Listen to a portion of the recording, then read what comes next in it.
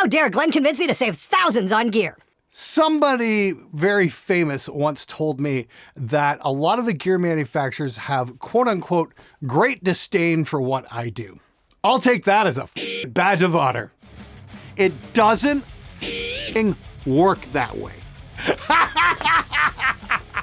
Good morning. I'm shooting this on Tuesday, May 6th. Just kind of getting back into things a little bit. Just a little life update for you guys. That video I put out there that my wife, she's doing so much better. She literally had a freaking seizure the next day. So that kind of threw a monkey wrench into things. She's fine now, but she did spend an overnight in the emergency room for observation. It was just pretty inconvenient. Let's just put it that way. But she's pretty much back to where she was. But it definitely slowed me down for about a week and a half. And amongst driving her all over the city for various appointments and whatnot, I am managing to get some content done. Weirdly enough, I haven't done a viewer's comments in about a month, and I'm kind of happy to be doing it and bring you up to speed on what's going on. I know my content output hasn't been what it's usually been, and I'm going to try and do my best to kind of speed things up a little bit as the spring progresses. So stay tuned for that. I got a lot of really cool stuff coming. Anyway, this show is not about me. The show is about you and answering your questions and statements and hopefully having a laugh along the way as well. And I know you're going to laugh at this next one. Here we go. Nothing like plugging a $350 guitar into a $4,000 amp. Okay, this is from No Checkmark Games. All right, No Checkmark Games. I love your wonderful observation skills. Of course, you're referencing this awesome Guitar Fetish SBS model for, about $350 that I was running into the Magnatone / amp, which is an absolute fucking monster. It's the closest thing I have ever got to getting Van Halen 1 sound or early Van Halen sound. And in fact, we got this sound.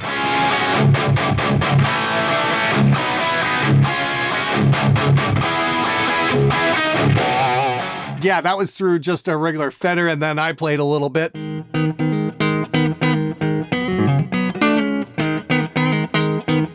here's the thing, just so there's absolutely no confusion, it doesn't matter how fucking expensive your guitar is. That is irrelevant. Case in point, the greatest guitar solo ever recorded is arguably Van Halen's Eruption. That was recorded on a guitar that was maybe, $200, $250, something like that. Not only was that an amazing sounding solo, it was so well performed and so well written that it inspired tens of thousands of kids to pick up the instrument. Let's be very clear. That was not done on a Paul Reed Smith private stock. That was not done on a vintage Les Paul. If you think plugging in an expensive guitar is automatically going to make you sound better, it doesn't fucking work that way, ever. I've done countless tests on this show showing that blind, most people cannot tell the difference between a Strat and a Les Paul if they both got humbuckers. Most people can't tell the difference between a 1962 Gibson ES335 and a $350 Harmony from Sears. Blind. What matters is how the amp is mic'd up and the performance that goes into it. That's what actually freaking counts. From my experience, I'd much rather go with the awesome amp and the cheap guitar rather than the other way around, although you can have a cheap guitar and a cheap amp and get amazing results too. Go plug into a PV Valve King, plugged into a decent cab, you'll hear exactly what I'm talking about. Please keep in mind, it doesn't matter how much you spend on the guitar. It's all about how you mic the amp. My son was bitching about the cheap shit Stratocaster knockoff I bought him to learn on. He says his friends laughed at it. A friend of mine who plays in a professional band picked it up and started messing around with it, plugged into the cheap little amp I bought him. Suddenly, Dad was the coolest guy who ever lived, and my son's friends shut up. Hey, Blackbeard's Ghost 6588, if you could do me a favor, get your son's attention here, I've got a little message for him. Dude, your friends are fucking morons. Stop listening to them. Here's like a little $350 Harley Benton Strat. This guitar's just been sitting out in my drum room for the last month and a half. I haven't even tuned it. And look at that, still in tune. This guitar plays absolutely amazing. I wonder if this is the kind of guitar your friends were laughing at. Your friends who have obviously, inspired a generation of guitar players to pick up and play. Oh wait, that was Eddie Van Halen with a $250 guitar. Do me a favor, tell your friends to shut the fuck up. When luxury watch guys promote cheap, great value watch, it's a testament to the cheaper watch. They know their stuff. If a Neve guy does the same thing for cheaper music, it's Chinese brand propaganda all of a sudden? Well, of course it is! America! Fuck yeah! biggest thing against China is that they steal IP like Demon FX line of pedals. Bujero was guilty of it, and no other manufacturers because of it. I will also state that made in America doesn't always mean it's better. I rather support the people that innovate great things, even if it is more expensive, since they deserve to be paid for making something awesome than playing cheaper for a knockoff because it's available for cheap. So HempGuy420, I've got a question for you. I'm kind of curious, because I get where you're coming from. You want to support people who innovate and all that. I'm kind of curious how you feel about the PV5150, because that was just basically a copy of the Soldano with a couple of slight modifications. Is that okay? Because that was made in America for the longest time until PV moved production overseas. But the original 5150s, does that count as original made in America, or is that a copy? You tell me. I want to hear. If anybody has an answer for that, leave it below. I want to hear your take on that. Or is that okay because it was an American who copied another American? It's a clone of a Marshall. I'll stick to my British-made amp. Of course, you're talking about the Magnatone Slash model. You're absolutely right. It is a clone of a Marshall. No doubt about that whatsoever. Apparently, Marshall is getting their shit together this year, which is kind of cool. Hopefully, I'll get to do something with them at some point, but I got to give Magnatone props. The low gain mode on the SL100 is absolute fucking Van Halen mayhem. They really fucking nailed it. It's funny how you mentioned that as a clone of a Marshall, which is a British-made amp, because the Marshall is a clone of a Fender, which is an American-made amp. After all, where do you think Jim Marshall got the idea to start building amps? Answer that and stay fashionable. Hey Glenn, do you ever wonder if some of these butthurt folks over you saving people money because they're the same people who sell overpriced stuff? Wouldn't surprise me one bit. Keep doing what you do, brother. Well, they're either selling it or more than likely they bought something very expensive and they're looking for purchase validation. You know, I've studied a bit of human psychology, and pride is a big determining factor on your social interactions. And if you hurt somebody's pride, they're gonna get pretty fucking upset. And I get it. People work hard for what they go out and buy, and they're proud of their purchases and want to show it off because it's a life achievement. And then along comes this loudmouth Canadian and says, oh yeah, hey, great, you know, you could get the exact same outcome if you spend like 1/3 the fucking money you did, you absolute moron. Yeah, that tends to piss people off a little bit, but I'm not here to sugarcoat things, and I'm not here to make people feel good about their purchases. I'm here just to tell the fucking truth. And with that in mind, if you want to see more of honest takes on gear and get advice on what's actually going to make a difference for you without spending a crap ton of money, please do me a favor and hit the subscribe button, because it would be a gigantic help to helping me achieve my goals and grow this thing and give you ultimately more self-funded gear reviews where I can give you honest takes on stuff like this Harley Benton, which I paid for with my own money, without any corporate fuckery or influence of any kind, because I think that's the kind of video you deserve. Once again, all you gotta do is hit the subscribe button. Costs you absolutely nothing, and it would absolutely mean the world to me. Thank you so very much. Why would guitar snobs care about the amp when they could be buying Tonewood? Well, it's quite simple, actually, because if they ever stop talking about amps or Tonewood, they might actually have to sit down and write something somebody would want to listen to more than once. Reading through these comments, they complain when you review budget gear. Now they're complaining when you review expensive gear. Damned if you do, damned if you don't. That's what I love about YouTube. It doesn't matter what I do, it's gonna piss somebody off. The tubes and discrete components for the amp are made in the US also.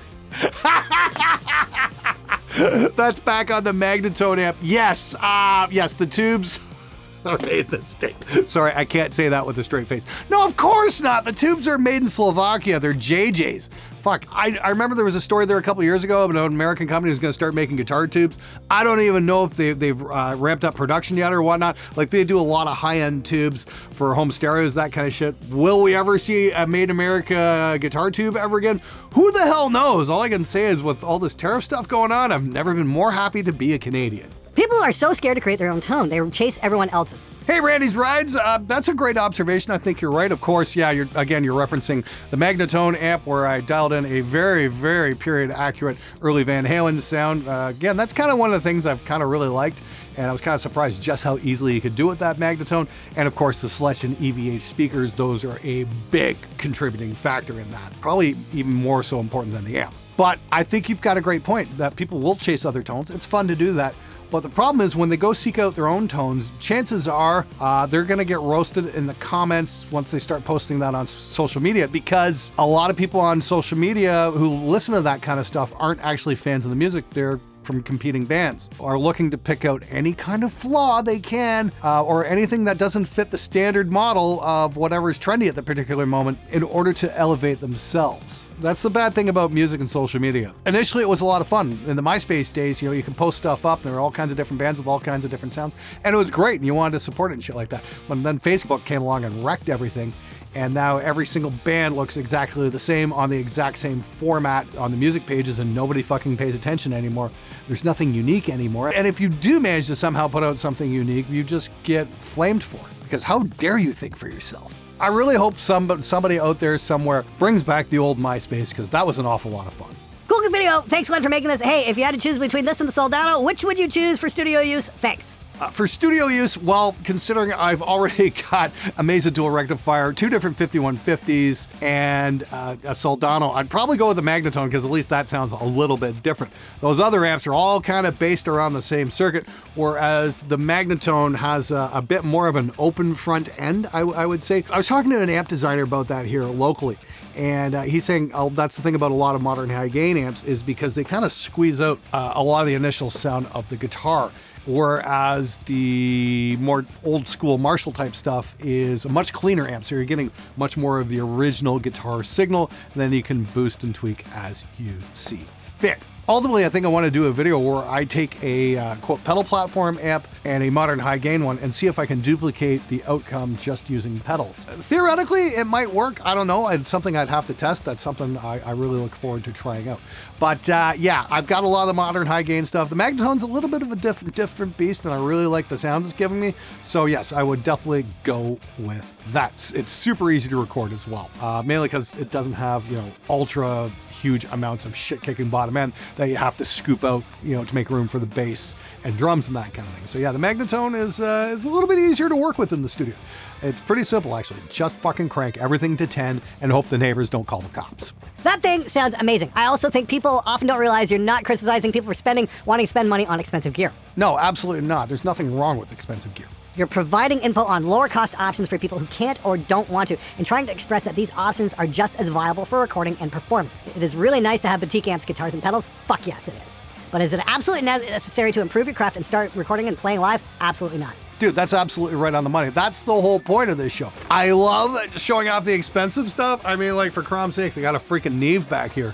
That was a lifelong goal. Yes, there's nothing wrong with using expensive gear, but you can get equally great results with a Harley Benton or a Fender American Ultra. In fact, I've got both guitars, so I'm going to have to shoot them out at some point and show you guys just how little it matters, especially when you're recording. Oh man, I work in social pediology, and every day I see people support people with all kinds of illnesses, psychological disorders, and hardships. And from experience, I can say it's usually those who control the situation rather than letting the situation control them who come out of it whole. You and your wife seem to be handling it exactly the right way. I want to express my deep praise and admiration for you, wishing you both all the best. Roughneck, thank you very much. You're going to make me fucking cry here. It's been an interesting 5 months, that's for sure. It certainly hasn't all been a bed of roses, that's for sure. It's been a long, hard road. And the thing is, I've got the easy part of it. My wife is an absolute fucking trooper. She definitely displays the spirit of never giving up no matter what. And every fucking day I'm in awe of just what this woman is capable of. I've met tough people before, but Julie kind of takes the cake, in my opinion, because she's showing me what real strength is all about. And I consider myself very lucky to be married to a woman of that kind of fortitude. Thank you so much for the words of support. I hope you stay strong. So glad to hear about the positive recovery. To anyone who give you shit in messages, fuck them. I can't believe anybody would give you shit over this, and that is totally fucked. Like, who the fuck would do that? Peace to you and your life love. Thanks, Salty Cat, Chris. Yeah, it was a little bit weird getting that out of the blue, just getting it. It wasn't even a message on YouTube. It was like a personal text to me. And all I can think is like, wow, this guy's got some serious issues going on. And again, it's like anger management can really help. I probably need to do an episode on anger management. And maybe I can help somebody along the way, because I certainly had a hard enough time dealing with my own anger issues for the longest time. But I did the hardest thing of all when you're a man in Western society, and that is reaching out and asking for help. Remember when I was talking about that pride thing a little bit earlier? Yeah, it fucks with every single one of us. What's a good vocal mic for recording that won't break the bank? Okay, my first choice for a vocal mic that won't break the bank has got to be the Lewitt LCT 440 Pure. LCT 440. Yeah, it's I know. It sounds like you're reading a fucking license plate, but seriously, it's an absolutely killer vocal mic. It's also great on guitars if you pair it up with an SM57. Seriously, I've done a number of free impulse responses that I've given out, and it's been that pair. And yeah, they're just phenomenal mics. You simply cannot go wrong. And only $249 US. Yes, hey, there's a lot to like there. The cool thing is they give you a whole little accessories bag with it. You get a shark mount, you get a windscreen, and you get a pop filter as well. For $249, man, it is an absolute no-brainer. If you're wondering what the hell to get, yeah, just get one. Do yourself a favor. Dude, what the fuck is the holdup on the theme song contest? Hey, Eddie, in case you didn't hear, yes, my wife had a stroke in November, so that set me back on everything, and she's doing her recovery, but even she's had some setbacks along the way. Unfortunately, I've had time to do maybe one video a week since then, so I have not had any time at all to go through the cover songs. It's still going to happen. It's just going to take me some time. I might actually do another video promoting that, maybe get a few more entries going as well as I slowly ramp back up. It might be summertime before I finally get around to doing some reviews. I've got just such a gigantic backlog of videos I have to do. It's just going to take some time. It will happen. Please be patient with me. I'm doing my absolute best, but right now I do have other priorities because right now I've got somebody who needs me and I'm going to put her first every single time. So I just want to say before I go, thank you so very much for watching the videos. I'll try to keep them coming as much as I can. Like I said, I'm going to try and slowly ramp up my production and start putting out a little bit more content. And yes, I do hope to get into the cover song contest whenever I can. Like I said, I'm going to do another announcement video on that. I think it just needs a bit of a boost there. So please, everybody, just bear with me. I'll do the absolute best I can. We've got a lot of really great stuff coming up. I think you guys are going to dig it. And I got some special announcements coming as well. And if you haven't, please do me a favor, hit the subscribe button. I'm going to take off now. And as always, if there's somebody you care about in your life, give them a hug today. Morning, Good morning. I'm into launched a million. YouTube. It's a. Hi, how you doing? It is. Well.